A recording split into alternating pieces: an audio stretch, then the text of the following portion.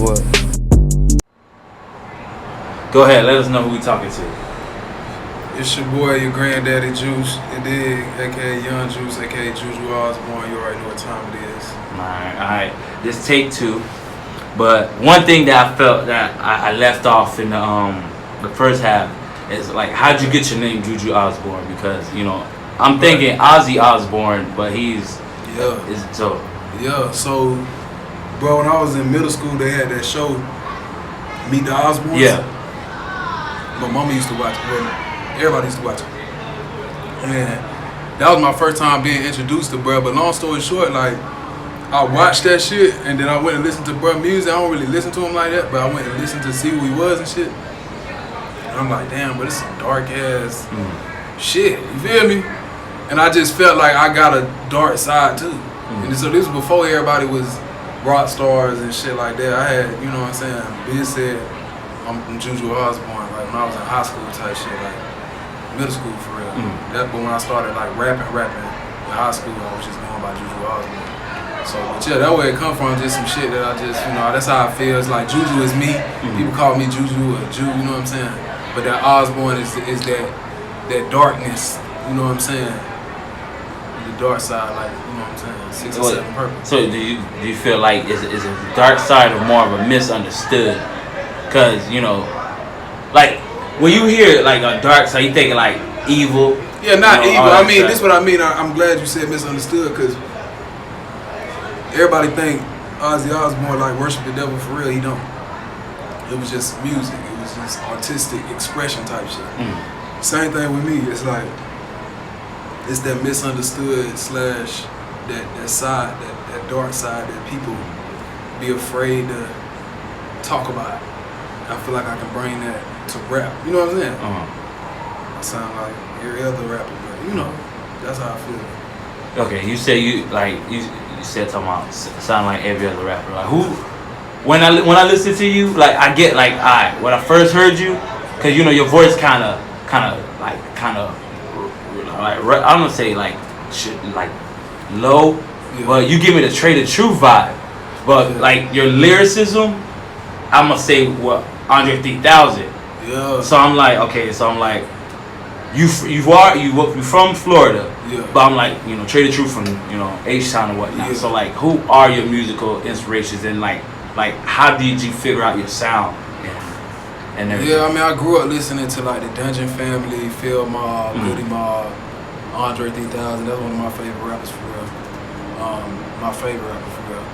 But yeah, and then I would just say, not even just rap music, like just that soulful granddaddy shit, like I was talking about. You know what I'm saying? Like my mama used to play Tina Marie and Rick James and, you know, Angela Winbush. You feel me? So it was a lot of soulful music. So I felt like before I even started rapping and developed, you know, a sound, it was because I was so used to hearing people come from like a real painful place.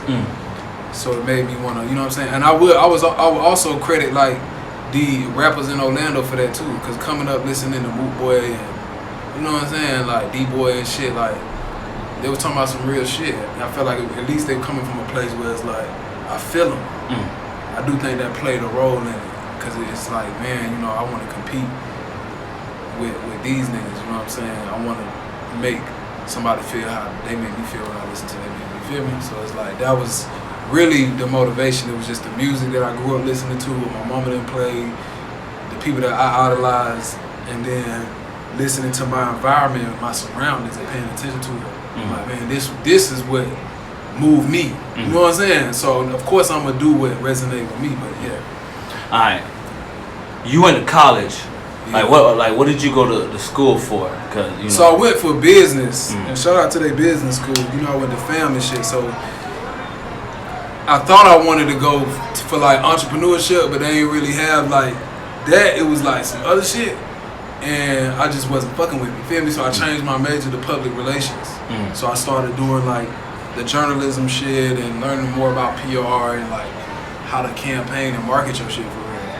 And it was, you know, I felt like it fit me better because I was rapping at the time I dropped my first project. So I kind of knew like I was learning ways how to market my shit. You know, we were passing out CDs by myself on the set at FAMU. me and my dog just for free, just passing out CDs, shit like that, had them pressed up. But yeah, that's what I went to school for. And then fam, bro, is lit, bro. It's probably one of the lit. It is the littest school in America, bro. G shit in the world for real, man. Especially when you talk about HBCUs, that shit like a different experience. Alright, so do you feel like that, like you dropping your first tape in college, kind of allowed you to like, okay, like to gear who you want to target your music to? Because, you know, dropping the tape in college is like, okay, it's not like you say, I'm making a song or making songs for jits or for the trap or the hood. Because, like, you're in school. So, like, it's but so much, like, subject matter and content you could, like, grab from for you to, like, you know, come up with your, like your body's work. Because, like, with you, I feel like you said, with the Andre 3000, like, you're a lyricist, but you use a lot of words to describe one situation, but like you can stretch it. Like let's say you talking about apple pie. I'm pretty sure you could like talk about the crust and then how you got the apples and the cinnamon and all this. Just like a whole song like that. That's how I feel, because you know, I actually listen to your songs, and that's like, okay, like you got that delivery and you got that, you know. Appreciate that, bro. Yeah, bro. I be trying, bro. You know what I'm saying? Be trying. So do you feel that, are you more geared toward lyricism than like the actual like swag? Because you have a song called Cuban Link. So, but I'm not sure if it's like you're rapping about like real, because the video you got like 3-4 chains on. Yeah. So I'm like what is your like your theme, like what's your genre a little bit, like? Are you more on a Kendrick Lamar or are you more on a Migos type? Bro, I ain't gonna lie, I be thinking about that because like that's a legitimate question, but G shit, bro, I'm on some me shit. And that's the thing. A lot of rappers that be coming up today, they be sounding like people. And it'd be a gift and a curse, right? Because some people be like, oh, he sounds just like so and so. But then they still popping. They still got a little name in this, so it's like, you know what I'm saying? But with me, I feel like you can't. It's hard to like be like, yeah, he this, and I think that's a gift and a curse too. Because you don't have somebody they could. Oh, you know, you want to be like he like in this lane, but you know what I'm saying? It's one of them things where I do feel like I do got, as much as I'm rapping on YouTube beats, I got my own sound. You know what I'm saying? Sonically, you feel me? So I'm gonna keep doing what I do, but you know how shit go. So. We could say you currently going viral, because you know how the way that goes. You drop something, then 5 months later, it's like it's everywhere. So with the wedding free, like submission freestyle, whatever you would call it, when you explained it earlier how it was your sister. It was her wedding. You did it for her and everything, but like the content, like did you write any of your freestyles that you submitted, or was it just like, okay, that's just something I'm gonna do for the tournament? I did that for the tournament for sure. It depends on my mood, bro. Like it depends on my mood. Like I look at the opponent and just be like, what I feel like doing, type shit. I don't really think about it too much. I just be like, all right, I'm gonna use. Sometimes you know I just spit some shit just to make a joke. And then I might lay off you a little bit and rap some shit that I just got floating around. You feel me? A little bit of both. You know what I'm saying? But that wedding shit was like specifically for. So it was original. Yeah. I did it for it was a gift. Okay. Like it was a gift, so I wanted it to be new, original, and a gift. So I ain't want to get no re-rock shit. You know what I mean? So the last freestyle you had was from Nelly, like Air Force Ones. Air Force Ones. All right. So what made you like what? Cause like me Chapman, like a couple people like when we heard it, like we listened to it for a while. Like damn, okay. Well, like what made him? Cause you had the leather jacket. You was at the airport. I was at my house. But my house got like these train wrecks. I understand why it looked like an airport. So we looked like that. Like I thought, like okay, it was a whole. Yeah. And then like you allowed the beat. I don't know. I never really heard the beat, because you know how it says Big Boy, And so like what was the setup to that whole? Honestly, bro, I be knowing that like people like to hear like some throwback shit sometimes. You know what I'm saying? So that was one thing I was thinking about. I'm like, damn, bro, I just was going through beats. That one played, and that dude was saying, "Big boy." That's all I kept thinking about. I'm like, oh shit, bro, this shit like hard. Like I could snap on this shit. And I ain't want to disrespect, bro, because I ain't never met B&E, none of that shit. But I respect, I like his shit, everything. So I ain't want to say no disrespectful shit, because it ain't even, you know what I'm saying? But at the same time, it's the last shit, bro. I'm going to, pop my shit. But at the same time, like, I respect, bro. He did his thing on that bitch. But yeah, it just came because I heard the beat, and I was like, bro, I heard that big boy, and I'm like, bro, this the one. This the one. You know what I'm saying? And I knew that shit was going to go down. Yeah. And so, you like after the tournament, like where you at now? Like you dropped the tape, you in Orlando, but you leaving. So, like what was next for you? Like just allowing the music. I don't know. I know I'm gonna keep working this shit. Like what's next for me is I'm gonna keep dropping music. You know what I'm saying? I'm gonna keep dropping videos. I'm finna shoot like a video to damn near all the songs on that bitch. I already got some out, but keep dropping music, and then whatever God got for me. But I got a couple shit, but I don't like to talk about shit until it happens, because you don't want to get your hopes too high and shit like that. But shit happen. All right. So off the tape, what made is Bring It Back the single? Is that the song you singles, but I honestly don't know how. Like I understand the whole like single, but when people say shit like that, they be trying to sound like an hard, like they should sing like, bruh.